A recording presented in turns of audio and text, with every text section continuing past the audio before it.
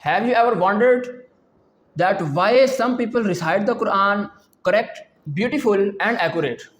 The reason behind this accuracy and behind this perfection is to know the qualities of all Arabic letters that are known as Sifaat-ul-Huroof. Assalamu alaikum wa rahmatullahi wa barakatuh.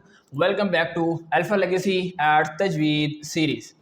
Today we are moving towards our second lecture of Tajweed that will be about Sifaat-ul-Huroof, qualities of the letters.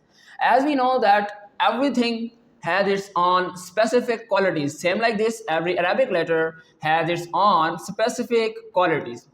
In our previous lecture, we learned the Makharij-ul-Huroof, and remember that Makharij give the letter its place, but Sifat give the letter its personality.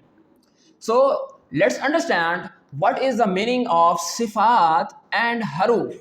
Sifat means the quality and Huroof means the letter. So together we can say it qualities of the letter. With the given qualities of the letters, we divide all Arabic letters into four parts.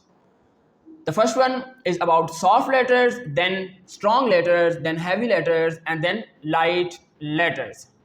Inshallah, we will know and we will discuss all the qualities briefly in the given lectures.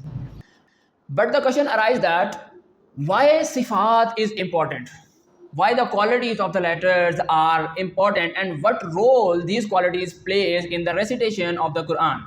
So remember that if we perform the recitation with the given qualities of all the letters, then we will be able to perform and to recite and to make a tilawat of the Quran beautifully and correctly as the Quran revealed by Allah Almighty.